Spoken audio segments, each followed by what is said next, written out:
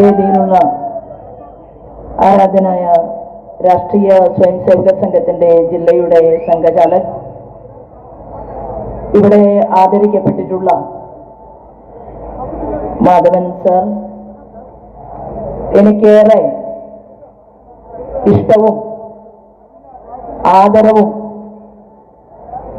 കണ്ണൂർ എന്ന് കേൾക്കുന്ന സമയത്ത് ഹൃദയത്തിലേക്ക് വരുന്ന ചിന്തകളിൽ അഗ്രഗണ്യമായിട്ടുള്ള നമ്മുടെ ആരാധനായിട്ടുള്ള ശ്രീവത്സൻ തില്ലങ്കേരി അവറുകൾ,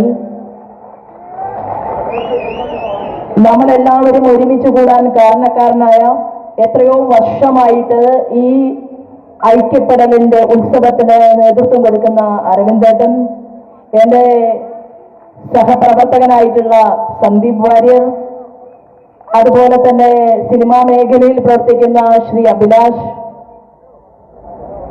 യുവ കലാകാരി അനുഷ, ചിത്രേട്ടൻ ഉൾപ്പെടെ ഏറെ അഭിമാനത്തോടുകൂടി ഭാരതീയ ജനതാ പാർട്ടിയുടെ താമരചിഹ്നത്തിൽ ജനങ്ങൾ വോട്ട് നൽകി വിജയിപ്പിച്ചിട്ടുള്ള എന്റെ സഹപ്രവർത്തകരായിട്ടുള്ള കൗൺസിലർമാർ, വേദിയിലും സദസ്സിലുമുള്ള സ്നേഹനിധികളായിട്ടുള്ള സഹോദരി സഹോദരന്മാരെ ഏവർക്കും ഹൃദയപൂർവ്വം നമസ്കാരം. വത്സേട്ടൻ പ്രസംഗിച്ചു കഴിഞ്ഞ ഒരു വേദിയിൽ ഏറെ കൂടുതൽ കാര്യങ്ങൾ പറയേണ്ട കാര്യമില്ല എന്നുള്ളത് എനിക്കും നിങ്ങൾക്കും ബോധ്യപ്പെട്ടിട്ടുണ്ട്. ആദ്യമേ അദ്ദേഹം പറയുകയുണ്ടായി, ഞങ്ങളോട് മുട്ടാൻ വരണ്ട എന്ന്. മഴയുടെ പേരിൽ മഴയോടാണ് പറഞ്ഞതെങ്കിലും എനിക്കും നിങ്ങൾക്കും ബോധ്യമായിട്ടുണ്ട്, ആരും ഞങ്ങളോട് കളിക്കാൻ നിൽക്കണ്ട, കാരണം ഞങ്ങൾ ഈ ഭാരതമാതാവിന്റെ മക്കളാണ് എന്ന സൂചനയാണ് അദ്ദേഹം ഇവിടെ നൽകിയിട്ടുള്ളത്. ഞങ്ങൾ ആരാധിക്കുന്ന ഈ ഗണപതി ഭഗവാനെയാണ് വിദ്യാരംഭ ദിവസത്തിലും വിവാഹ ദിവസത്തിലും സാക്ഷാൽ പരമശിവന്റെയും പാർവതിയമ്മയുടെയും വിവാഹ സുദിനത്തിലും ആദി ഗണപതിയെ സ്മരിച്ചു എന്നാണ് ഉപനിഷത്തിൽ പരാമർശിക്കപ്പെട്ടിട്ടുള്ളത്. ആ ഗണപതിയെ വെല്ലുവിളിച്ചവരോടുള്ള സൂചകമായിട്ടാണ് ചില കാര്യങ്ങൾ അദ്ദേഹം ഇവിടെ സൂചിപ്പിച്ചത് എന്ന് എനിക്കും നിങ്ങൾക്കും മനസ്സിലായിട്ടുണ്ട്. ഞാൻ എന്റെ പ്രിയപ്പെട്ട സഹപ്രവർത്തകരോട് പറയാൻ ആഗ്രഹിക്കുന്നത് ഐക്യമാണ് പ്രധാനമെന്നുള്ളതാണ്. ഗണങ്ങളുടെ അധിപതിയാണ് ഗണപതി എന്നുള്ളതാണ്. കൂട്ടങ്ങളുടെ കാവൽക്കാരനാണ്, ഈശ്വരനാണ്, വിഘ്നങ്ങൾ തീർക്കുന്നവനാണ്.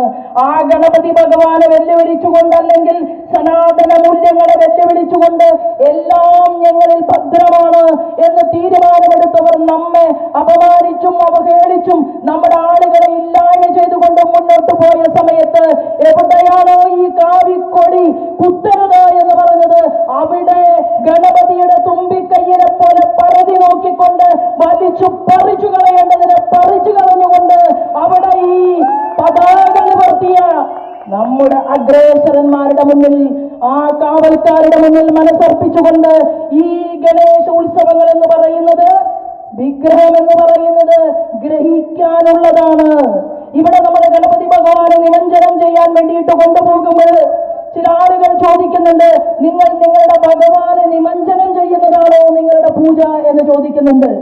ഈ ഗണേശ ഭഗവാൻ ഉണ്ടല്ലോ, ഈ ഗണപതി ഭഗവാൻ, ആ ഗണപതി ഭഗവാനെ നിമഞ്ജനം ചെയ്യാൻ കൊണ്ടുപോകുന്നതിന് മുമ്പ് ഇവിടെ ഇരിക്കുന്ന ഓരോരുത്തരും നമ്മളെല്ലാവരും ആരാണ്?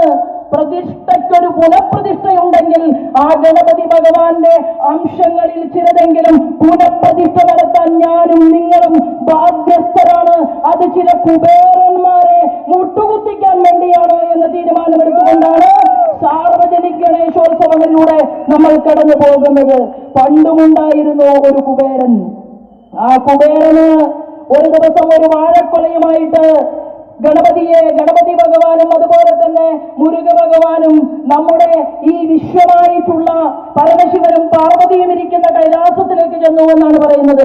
അവിടെ ചെന്നപ്പോൾ ഈ കയ്യിലെ വാഴക്കൊല വേഗം വാങ്ങിയെടുത്ത് ഗണപതി ഭഗവാൻ ഓടിമറിഞ്ഞ് ഒരു സ്ഥലത്തിരുന്നത് മുഴുവൻ കഴിക്കുന്നത് കണ്ടപ്പോൾ കുബേരന് തോന്നി, ഞാനാണല്ലോ ഏറ്റവും വലിയ ആൾ, ഞാനാണല്ലോ സ്വർണ്ണ കച്ചവടം നടത്തുന്ന ആൾ, ഞാനാണല്ലോ ഈ കച്ചവടങ്ങൾക്കെല്ലാം നേതൃത്വം കൊടുക്കുന്നത്, എന്റെ കയ്യിലാണല്ലോ ഈ ആഭരണപ്പെട്ടി കൂടുതലുള്ളത്, അതുകൊണ്ട് ഗണപതിയെ ഒന്ന് വെല്ലുവിളിക്കണമെന്ന് തീരുമാനമെടുത്തിട്ട് അദ്ദേഹത്തിന്റെ മനസ്സിൽ തോന്നി, എന്താണ്, ഞാൻ എന്റെ കഴിവും പ്രാപ്തിയും എന്റെ സ്വർണ്ണ ചെമ്പും ചരക്കും അതുപോലെ തന്നെ എല്ലാ സാധന സാമഗ്രികളും ഒന്ന് കാണിച്ചു കൊടുത്തുകൊണ്ട് ഗണപതിയെ ഒന്ന് സന്തോഷിപ്പിച്ചു കഴിഞ്ഞാൽ ലോകത്തിന്റെ നിയന്ത്രിതാവായിട്ടുള്ള നമ്മുടെ അമ്മയ്ക്കും അക്ഷരമായിട്ട് നമ്മൾ കണക്കാക്കുന്ന ആ എല്ലാത്തിന്റെയും അവസാനമായിട്ടുള്ള ബ്രഹ്മജ്ഞാനത്തിന്റെ മകുടമായിട്ടുള്ള പരമശിവനും പാർവതിയും ഒക്കെ പ്രീതിപ്പെടുമല്ലോ, പിന്നെ കുബേരന്റെ വീടൊന്ന് കാണുമല്ലോ എന്നൊക്കെ കരുതിയിട്ട് അങ്ങനെ സദ്യക്ക് ക്ഷണിച്ചു എന്നുള്ളതും, ആ സദ്യക്ക് ക്ഷണിച്ച കുബേരന്റെ മനസ്സിന്റെ ഇംഗിതം മനസ്സിലാക്കിക്കൊണ്ട് ഗണപതി എന്തു ചെയ്തു എന്നുള്ളത് നമുക്ക് എല്ലാവർക്കും അറിയാമല്ലേ.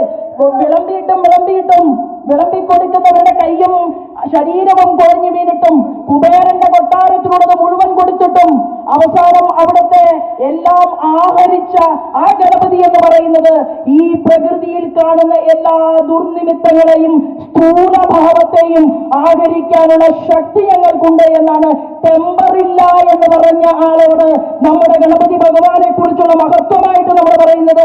ടെമ്പർ കൂടുതലുള്ള ആളാണ് ഗണപതി ഭഗവാൻ.